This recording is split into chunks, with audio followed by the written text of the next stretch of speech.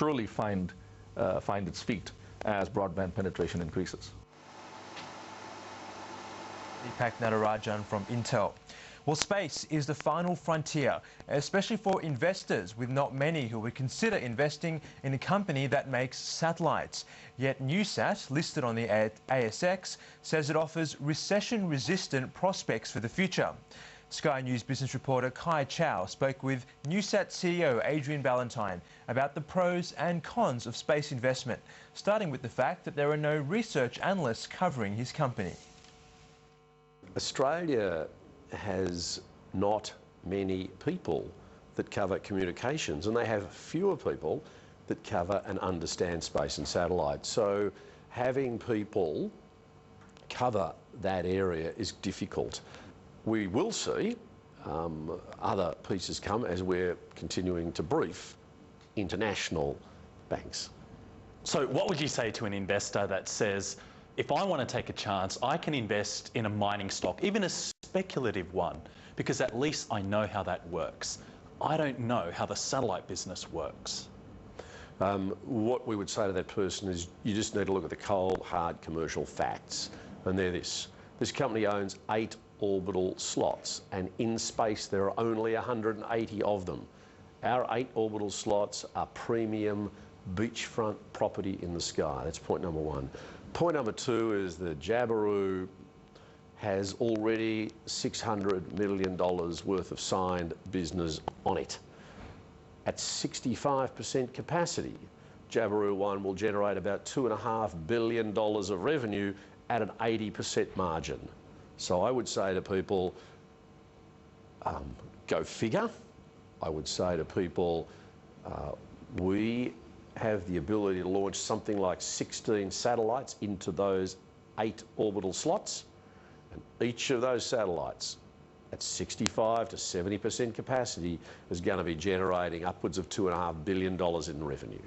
But how many of these satellites are you going to be able to get up in short order, considering they are about $500 million a pop? With regards to the launch of satellites, 2 things are important. 1, have you got an orbital slot? Because that's the rare real estate. The answer is we have. The second one is, have you got customers? And we believe that we will, in quick time, secure customers, certainly as we have for Jabiru 1 and 2.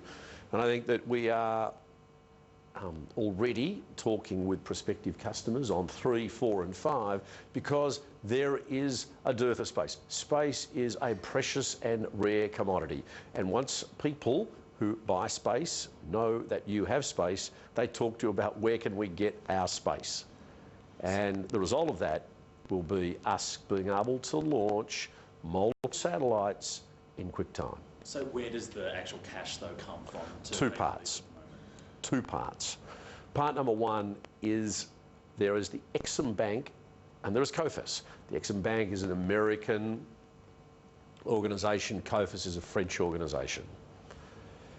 Those organisations are set up to fund people like us who are using either French or American bodies to build satellites or construct rockets. For example, we have elected Lockheed Martin as the builder of our satellite. We're creating 750 jobs for Lockheed Martin. It's in the interest of the American government, the sponsor of the Exim Bank, to provide low-cost loans and work on the basis of about 2/3, 1/3. So about 2/3 of the money will come from them, and in the case of French, COFAS. And then we will raise, the second part, we will raise equity for that.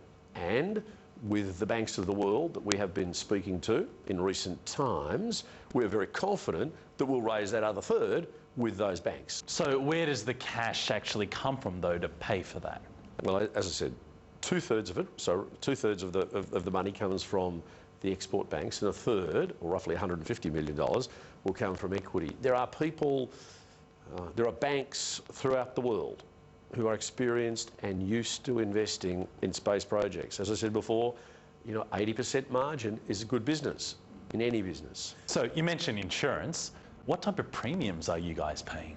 It's about 9% of the capital cost. So look, in rough terms, it's about, the satellite is about 240 million, the rocket is about 120 million, and the insurance is about 40 million. So insurance premiums, by the way, for satellite launches are at a world's all-time low. They've been up as high as 14 and 15%. They're now as low as 9%. And so the protection for investors is on two fronts. One, virtual insurance, and secondly, because we're launching multiple satellites, the customers will still be covered. And that's all for today's edition of Tech Report. I'm Nigel Freitas. See you next week.